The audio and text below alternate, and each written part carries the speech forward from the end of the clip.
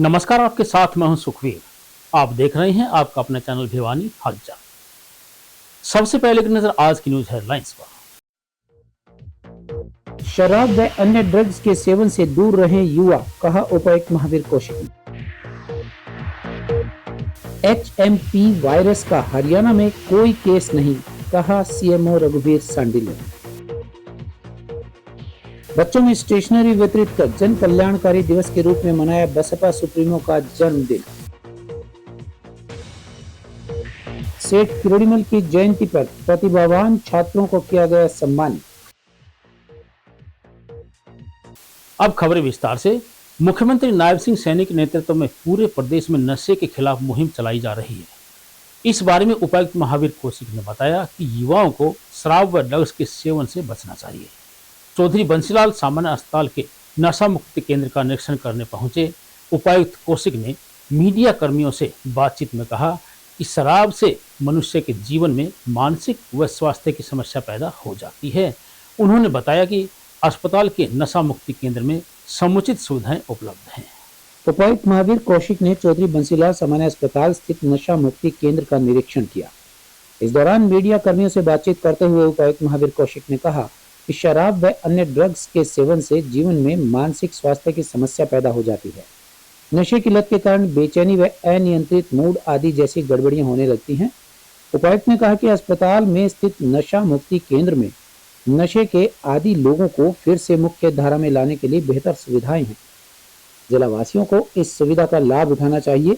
उन्होंने कहा कि अगर कोई व्यक्ति नशे का आदी है तो संबंधित परिवार अथवा मित्र या पड़ोस के लोग उसे उपचार के लिए यहाँ भर्ती करवा सकते हैं।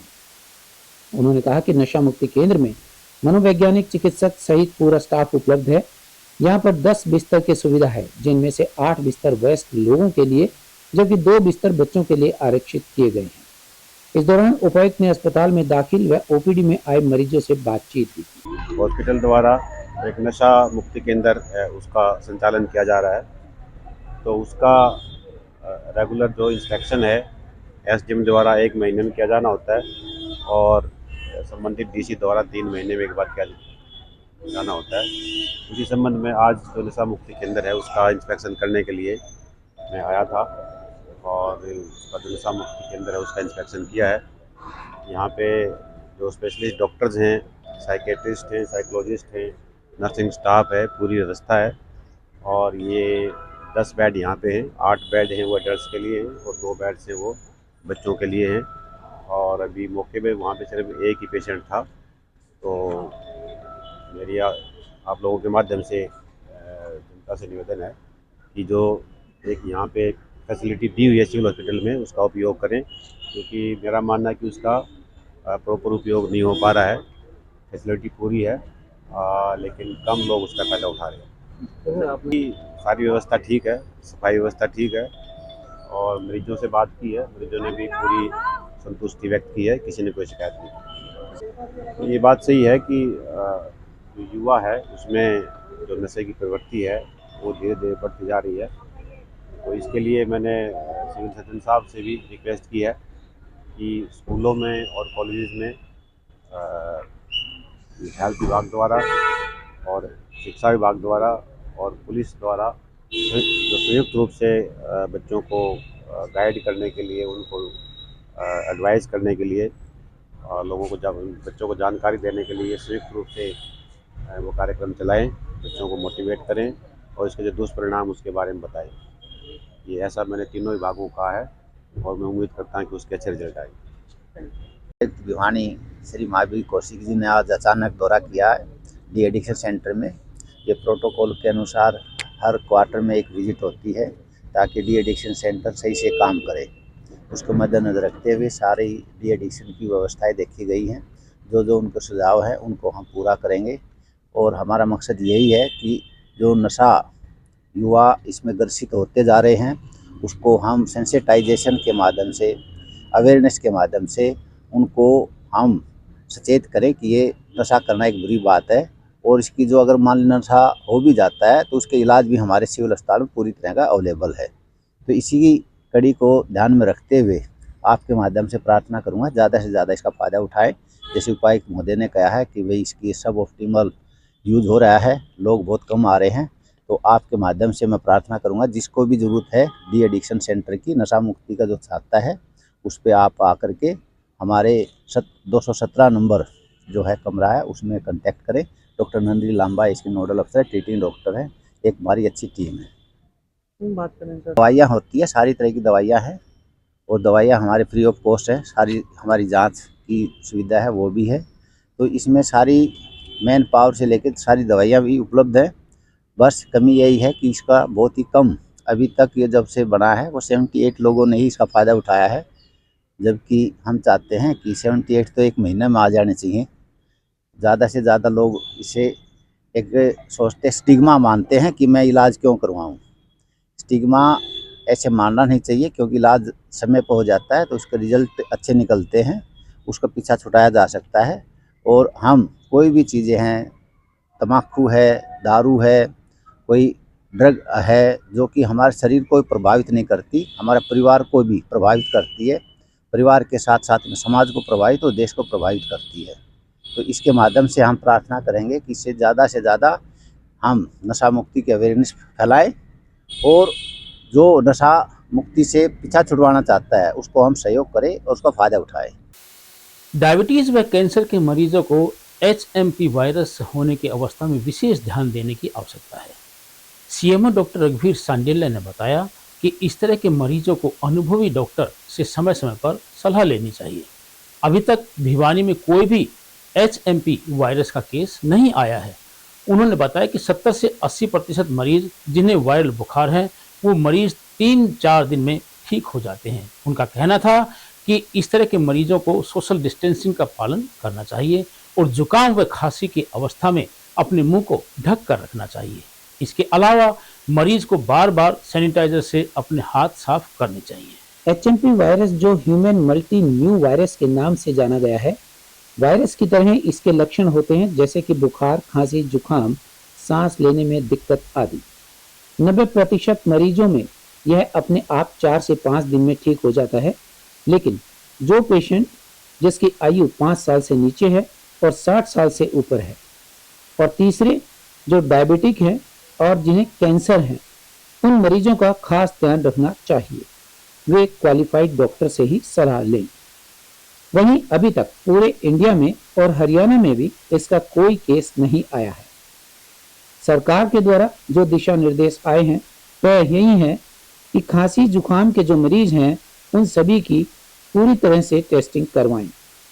उन्होंने कहा कि ऑक्सीजन की पूरी सुविधा है, दवाइयां भी उनके साथ हैं और उन्होंने पूरी तैयारी कर ली है।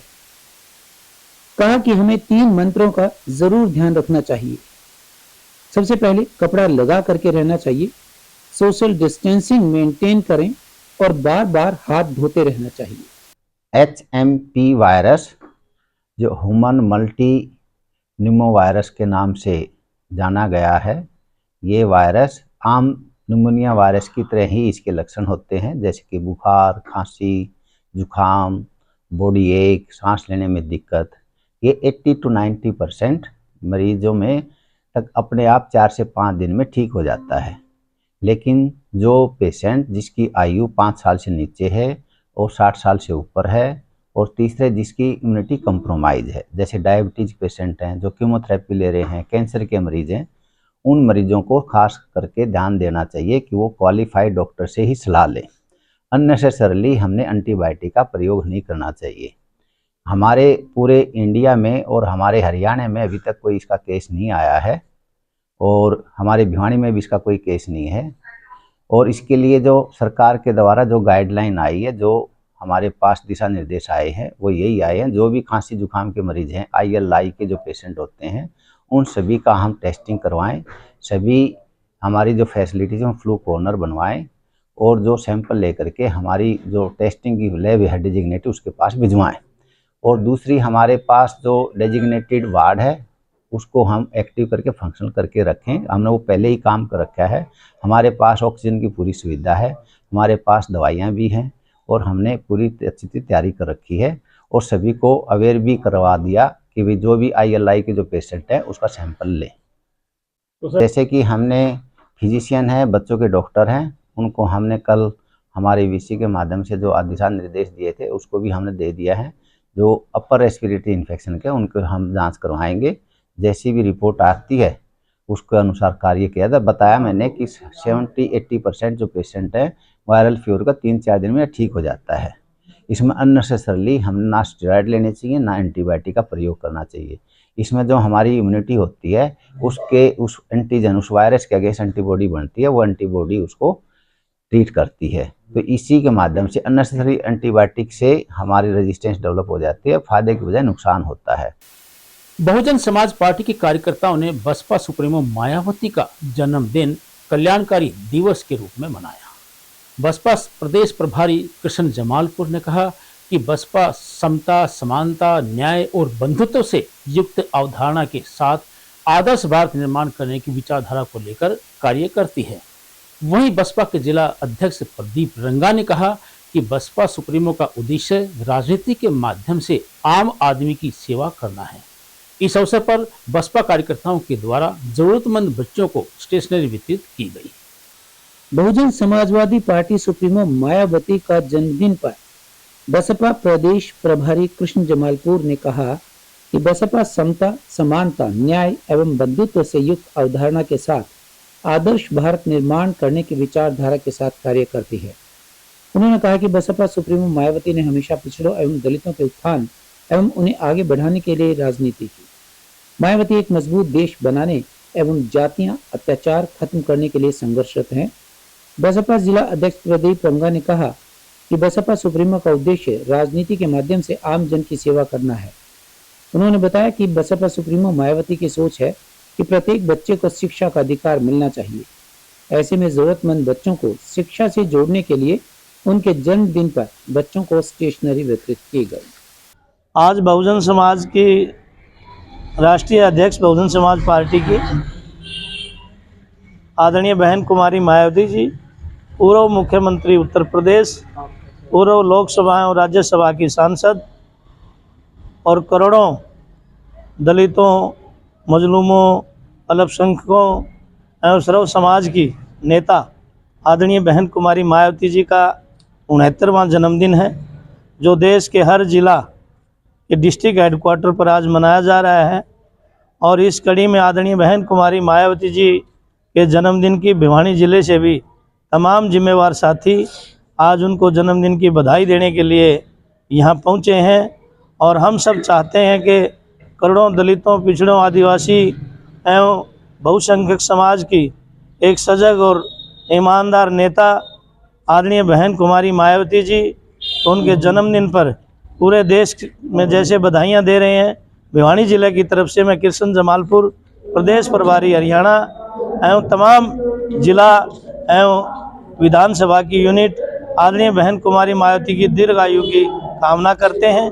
और इस समय देश की जो हालात हैं, जो आज कांग्रेस और बीजेपी ये आपस में चोरा छुपी का जो खेल चल रहा है, खास करके भिवानी में, अभी पूर्व में कुछ दिन पहले फरटिया गांव में एक दलित बेटी का, मैं तो ये मर्डर ही कहूँगा कि फीस के बहन कुमारी मायावती का जो 69वां जन्मदिन है, इस मौके पर हम सभी उपस्थित हुए हैं, क्योंकि पूरे देश के अंदर आज बहन कुमारी मायावती का जन्म दिवस मनाया जा रहा है। प्रत्येक जिला हेडक्वार्टर पर मनाया जा रहा है, ताकि क्योंकि सबको पता है कि तमाम पार्टियों को हमने देखा है और सब ने दलित संख्या सबका उन्होंने शोषण किया है। अगर इनसे हमें मुक्ति चाहिए तो हमें बहुजन समाज पार्टी को सत्ता में भागीदारी देनी होगी, लेना होगा। और मैं इस मौके पर यही कहूँगा कि तमाम हमारे कार्यकर्ता मिलजुल करके हम इस कार्यक्रम को आगे बढ़ाएंगे और देश में बहुजन समाज पार्टी आने वाले समय के अंदर, अभी बात बन रही बहुत काफ़ी आगे, क्योंकि 2027 उत्तर प्रदेश में इलेक्शन है और ये तय हो चुका है कि उधर आने वाले समय में बीएसपी की सरकार बनेगी और आगे लंबे अरसे के अंदर धीरे धीरे पार्टी देश की सत्ता पर भी काबिज होगी। इन्हीं बातों के साथ मैं अपनी बात ही समाप्त करता हूँ। स्वर्गीय सेठ किरोड़ीमल लोहारीवाला की 133वीं जयंती के अवसर पर केएम पब्लिक स्कूल प्रबंधन समिति के द्वारा हर्षोल्लास के साथ उसे मनाया गया। इस अवसर पर प्रबंधन समिति सदस्य मनीष सिंघानिया, ट्रस्टी मयंक मोड़ा, प्रबंधक आनंद बासिया के द्वारा आयोजित हवन में पूर्ण आहुति डाली गई। उन्होंने सेठ किरोड़ीमल की प्रतिमा को माल्यार्पण करके श्रद्धांजलि अर्पित की। वहीं इस अवसर पर विद्यालय के बच्चों के द्वारा सांस्कृतिक कार्यक्रमों में राजस्थानी, पंजाबी, हरियाणवी नृत्य की प्रस्तुतियां दी गई। कार्यक्रम के प्रतिभागियों को सम्मानित किया गया। सेठ किरोड़ीमल की 133वीं जयंती पर केएम पब्लिक स्कूल प्रबंधन समिति के तत्वावधान में विशेष कार्यक्रम का आयोजन किया गया। कार्यक्रम का शुभारंभ विद्यालय प्रबंधन समिति अध्यक्ष मनीष सिंघानिया, ट्रस्टी मयंक मोड़ा, प्रबंधक आनंद बासिया व शारदा बासिया, प्राचार्य रेणु सैनी, उप प्राचार्य नीलम गौतम ने मां शारदे के समक्ष व सेठ किरोड़ीमल की प्रतिमा के समक्ष माल्यार्पण एवं दीप प्रज्वलन के साथ किया। इस अवसर पर कक्षा 10वीं व 12वीं में 90% से अधिक अंक प्राप्त करने वाले विद्यार्थियों को नकद पुरस्कार देकर सम्मानित किया गया। वहीं गीता महोत्सव में राज्य स्तर पर पेंटिंग में प्रथम स्थान प्राप्त करने वाली कक्षा 12वीं की छात्रा पलक जांगड़ा को 2100 रुपए तथा संस्कृत श्लोकोच्चारण में तृतीय स्थान प्राप्त करने वाली प्राची को 1100 रुपए नकद राशि व स्मृति चिन्ह प्रदान किए गए। वहीं इस अवसर पर विद्यालय पत्रिका उषा किरण का लोकार्पण प्रबंधन समिति सदस्यों तथा संपादकीय सदस्यों द्वारा किया गया। सेठ किरोड़ीमल जी की 133वीं जयंती सेठ किरोड़ीमल चैरिटी ट्रस्ट रायगढ़ द्वारा व केएम पब्लिक स्कूल द्वारा बड़ी धूमधाम से मनाई जा रही है। सेठ जी के जन्मदिन की उपलक्ष्य में इंटर स्कूल कविता प्रतियोगिता की गई है। 3 दिवसीय प्रोग्राम चल रहा है। बाबा श्याम का जागरण हुआ, लोहड़ी पर्व, मकर संक्रांति का उत्सव किया गया स्कूल में। आज सेठ जी के जन्मदिन के उपलक्ष्य में भव्य रंगारंग प्रोग्राम केएम पब्लिक स्कूल के ऑडिटोरियम में किए जा रहे हैं। सेठ जी के आशीर्वाद से आज हम सब, हमारी संस्थाएं और हमारे बच्चे बहुत ही मेहनत कर रहे हैं। उनके लगाया हुआ जो पौधा है, आज उसमें हजारों के बच्चे शिक्षा ग्रहण कर रहे हैं और लाखों बच्चे शिक्षा ग्रहण करके जा चुके हैं। बड़े बड़े ऑफिसर्स और बड़ी बड़ी उपलब्धियां सेठ जी के आशीर्वाद से आज हमारे भिवानी शहर को मिली है। हम सेठ जी को बार बार। और अब चलते चलते इस साल महाकुंभ मेला 13 जनवरी को शुरू हो चुका है। कुंभ के दौरान नागा साधु आकर्षण का केंद्र होते हैं, लेकिन मेले के बाद ये साधु कहीं नजर नहीं आते। फिर ये कहाँ गायब हो जाते हैं? लाखों नागा साधु बिना किसी गाड़ी का इस्तेमाल किए और लोगों की नजरों में आए बिना कुंभ पहुंचते हैं। ऐसा माना जाता है कि वे हिमालय में रहते हैं और सिर्फ कुंभ मेले में ही आम लोगों के बीच दिखाई देते हैं। कुंभ में 2 सबसे बड़े नागा अखाड़े वाराणसी में महापरिनिर्वाण अखाड़ा और पंच 10 नाम जूना अखाड़ा है। ज्यादातर नागा साधु भी यहीं से आते हैं। नागा साधु अक्सर त्रिशूल लेकर चलते हैं और अपने शरीर को भस्म से ढकते हैं। वे रुद्राक्ष की माला और जानवरों की खाल के कपड़े पहनते हैं। कुंभ मेले में सबसे पहले उन्हें स्नान करने का अधिकार होता है। उसके बाद ही बाकी श्रद्धालुओं को स्नान करने की अनुमति दी जाती है। लेकिन मेले के बाद सभी अपनी अपनी रहस्यमयी दुनिया में लौट जाते हैं। अखाड़े भारत के अलग अलग हिस्सों में स्थित हैं और ये साधु वहां ध्यान, साधना और धार्मिक शिक्षा देते हैं। कुछ नागा साधु काशी, हरिद्वार, ऋषिकेश, उज्जैन या प्रयागराज जैसे प्रसिद्ध तीर्थ स्थलों पर रहते हैं। ये स्थान उनके लिए धार्मिक और सामाजिक गतिविधियों के केंद्र हैं। नागा साधु बनने या नए नागा साधु को दीक्षा देने का काम प्रयाग, नासिक, हरिद्वार और उज्जैन के कुंभ में ही होता है। लेकिन इन्हें अलग अलग नागा कहा जाता है। जैसे प्रयाग में दीक्षा लेने वाले नागा साधु को राजेश्वर कहा जाता है, उज्जैन में दीक्षा लेने वाले को खूनी नागा साधु कहा जाता है और हरिद्वार में दीक्षा लेने वाले को बर्फानी नागा साधु कहा जाता है। इसके साथ ही नासिक में दीक्षा लेने वाले को बर्फानी और खिचड़िया नागा साधु कहा जाता है। नागा साधु पूरे भारत में धार्मिक यात्राएं भी करते हैं। वे अलग अलग मंदिरों, धार्मिक स्थलों पर जाकर और धार्मिक आयोजनों में भाग लेकर अपनी उपस्थिति दर्ज कराते हैं। कई नागा साधु गुप्त रहते हैं और आम समाज से दूर जिंदगी बिताते हैं। उनकी साधना और जीवन शैली उन्हें समाज से अलग और आजाद बनाती है। और अंत में फिर से एक नजर आज की न्यूज हेडलाइंस पर। शराब व अन्य ड्रग्स के सेवन से दूर रहें युवा, कहा उपायुक्त महावीर कौशिक ने। HMP वायरस का हरियाणा में कोई केस नहीं, कहा CMO रघुवीर सांडिल ने। बच्चों में स्टेशनरी वितरित कर जन कल्याणकारी दिवस के रूप में मनाया बसपा सुप्रीमो का जन्मदिन। सेठ किरोड़ीमल की जयंती पर प्रतिभावान छात्रों को किया गया सम्मानित। अब मुझे दीजिए इजाजत, देखते रहिए आपका अपना चैनल भिवानी हलचल।